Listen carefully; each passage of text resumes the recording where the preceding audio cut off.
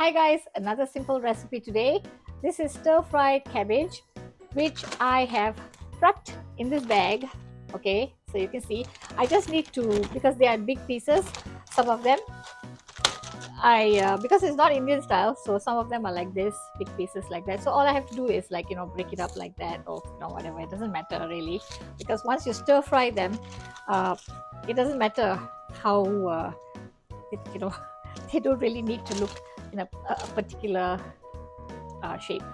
So that's what I'm going to use. And besides that, you can use some little tiny bits of julienne carrots, but I'm not going to today. This vegetable is only going to be stir fried with some onions, which some sliced onions.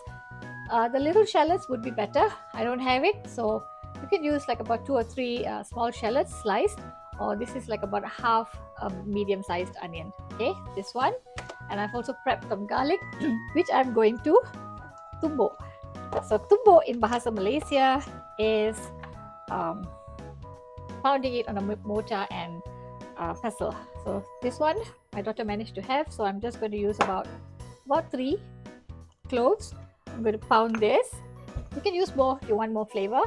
And this is half a red chili. You can use less if you want less spice. I'm going to slice this, some sesame oil right at the end, and to give this, okay, you can just cook it like that. It's fine. It's delicious, with some salt, of course, or you can add some what is it called, udang kering. Udang kering is dried shrimp, which is like very salty. We get it in Malaysia all the time. If you don't have to. It gives a very nice flavor to this cabbage stir fry. So since my daughter is vegetarian, I managed to get this one. This is MH Food. Okay, I managed to get it not on TikTok, on some other site. So it's dried shrimp. I'm just going to use about a teaspoon or 2 teaspoons to enhance the flavor. Okay, I forgot to mention that the dried shrimp is vegetarian. You see, dried shrimp. And the ingredients, what it says in the bottle is organic rolled oats, organic cane sugar, sea salt, grapeseed oil, non-GMO textured soy protein. And then there's black and white sesame, seaweed, as well as organic chili. So it seems healthy enough, but anything that's processed, got to go a little bit slow on them. Okay, so that's what I'm using. So I've pounded the garlic, and I'm still working on the cabbage now. Remember guys, that cabbage, you might think it's a lot, but once you cook it, it becomes very little. So don't worry if you have like a whole lot of cabbage. It doesn't matter.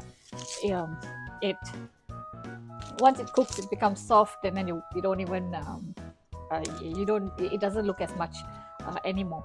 And as for these thick stems, let me just show you. Okay, like these, when I see stems like these, I would just let me just show you. I would just okay, it's like this. I would, so that there's even cooking, because the thicker it is, it takes longer time to cook, right? So this part, like I've cut it off, and then I would just slice it a little bit. So I slice it like this, so it's easier, it cooks evenly. So this is all the cabbage. I have to put it in the stock pot because there's no basin or anything here, and my daughter is like, young adults, right? They want the kitchen their way. So we just have to go with the flow because it's not my kitchen anyway. So I wanted to get some basins to wash vegetables and all, and she said no. So I used this, and later I'll have to wash my rice in this as well, because I'm just making do. Once I go home, I'll have my own kitchen. But for now, you got to just go with the flow. So into some hot oil go the onions. I'm putting the onions in first because if you put this garlic, especially when it's either when it's chopped or when it's pounded, it gets black very fast.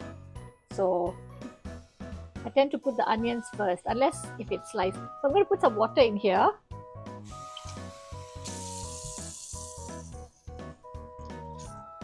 In Malaysia, sometimes I won't even bother, but here, the price of garlic, and I can't even find a whole bag of garlic and coals.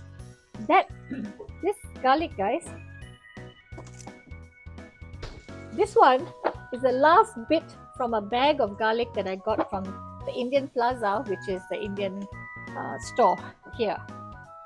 I did mention that there are two. I went to one, so and it was expensive. I've forgotten how much it was, but it was expensive. So now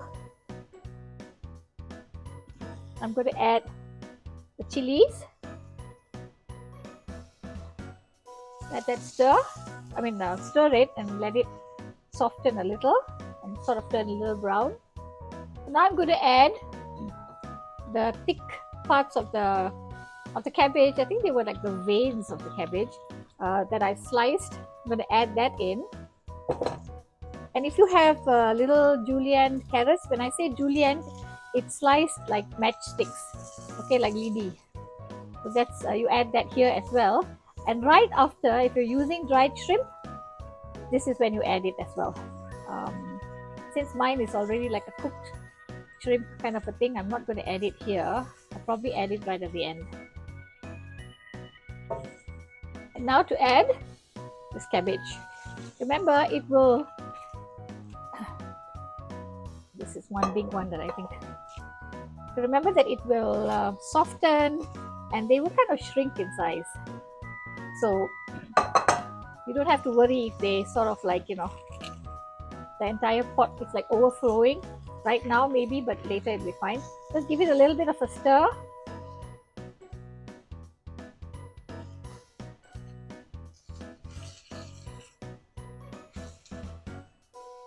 Give it a bit of a stir, and you can add your salt.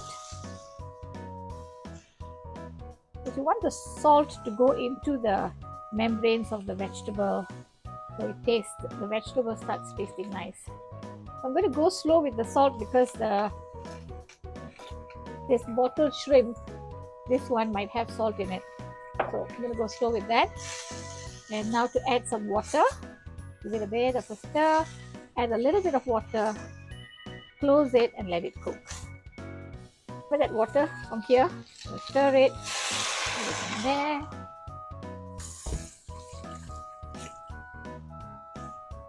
A little bit more.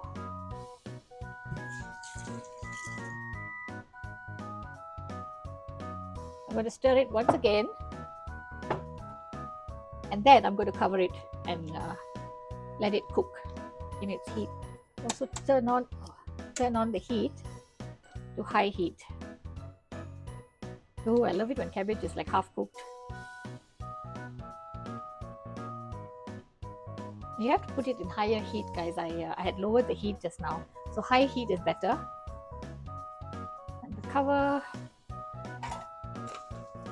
Okay, let this cook in the steam for about a minute or so. Now to wash my rice. Oh, that's that lovely color when cabbage is half cooked.